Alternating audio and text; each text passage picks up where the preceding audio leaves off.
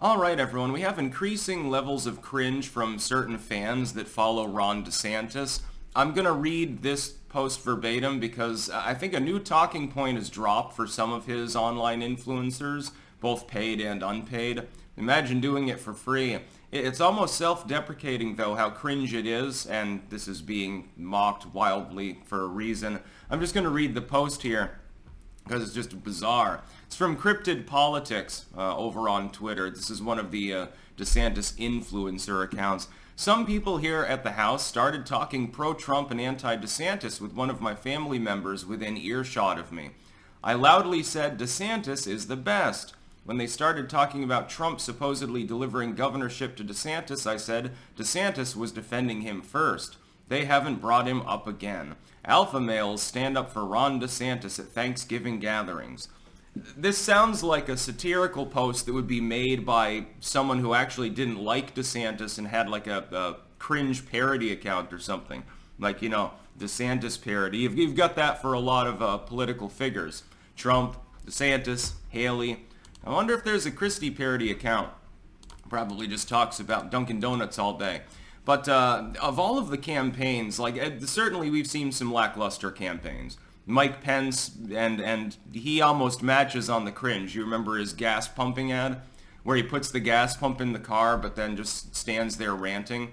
It's like, okay, you're not actually filling up your car, and I guess you don't have to pump your own gas when you're former vice president worth millions of dollars, but, you know, you could at least try. I think you have an understanding of how gas is pumped. It's just you chose not to do it on that particular video. That was a bad idea. Not that his campaign was ever viable. And then you have, like, you know, the joke campaigns and stuff like Burgum. Is he even still in?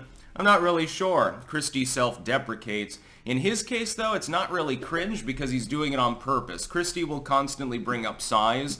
You know, size matters. We need to think big and stuff like that. He's obviously self-alluding to his overweight status in order to get more clicks. It's actually an interesting strategy. It's almost intelligent as opposed to being truly cringe.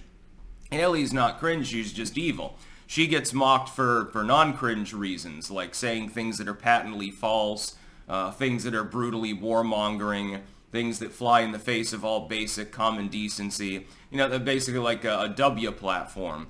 Then you have Trump. Trump makes mistakes, and he gets called out disproportionately for them, but he doesn't really post cringe. Partially because his enemies hand him all sorts of good shit to post, like you'd think about his mugshot. Now the most iconic mugshot in modern American history. It's sort of like Al Capone's mugshot or something like that. But DeSantis, he and his fans both do this. You had the muttering and stuttering Twitter announcement of his campaign. You have his freak out over people talking about his boots. Nikki Haley took the bait, by the way, and actually somehow managed to look worse. But in DeSantis' case, it's not even really the candidate.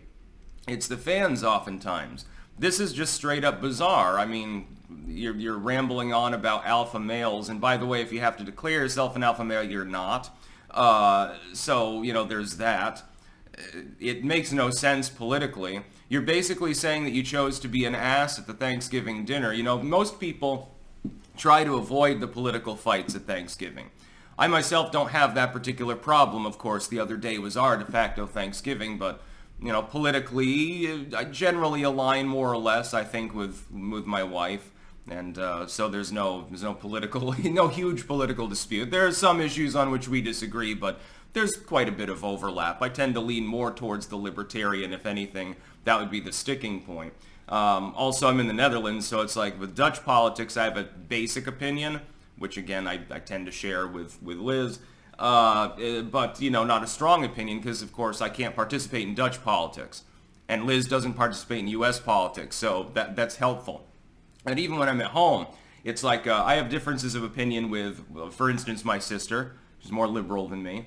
With my dad, he's, well, actually, I don't know exactly how I'd class him. He's more of like a second-term Ronald Reagan Republican-ish, but also pisses on the GOP, not without good reason.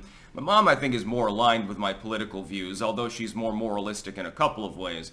So there's no huge fights. And my uncle that always comes over, we agree on a lot of tenets of philosophy and stuff like that, too. So It's not like there's a huge risk of a knockdown, drag-out Thanksgiving debate or something.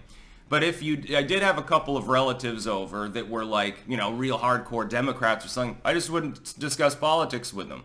Because I like to debate online, but in person, I just want to eat the turkey. So basically, what this individual, what Cryptid Politics is saying is he's that relative that comes deliberately to start a fight. He was not he deliberately decided to antagonize people that appear to have had a discussion they were effectively agreeing with one another on. You're the one that caused the incident. Now, it doesn't seem that it escalated into a fight, but still, if they are talking politics, and you have a difference of opinion, you're free to air your opinion, but simply trying to shout at others, oh, DeSantis is the best, ha ha ha. Okay, again, you chose to be that relative particularly. You're probably the only one at the table, by the way, that supports DeSantis based on his low polling. But the way in which this is posted, it's like you think that this is a win for you to post this online? If I was engaged in such an incident, I would probably not post about it. I would say, oh, now, did you get too drunk at the Thanksgiving table? Is that why you posted it? You thought it was funny at the time? You thought it was a good idea? It would win you kudos? And this is not the only time it's happened. He's not the only one that fixates on the alpha male, declaring DeSantis to be alpha. Okay, no. Trust me, he doesn't come off that way even to most of his own fans. They just happen to like his platform, which is, MAGA minus Trump or something like that. And most of them will be voting for Trump when he's the nominee, which he's going to be. I don't think DeSantis is going to win Iowa. So, that's basically the long and short of it. Very, very funny. The level of cringe somehow has managed to continue to increase beyond levels I would normally think physically possible. That's about all. Peace out.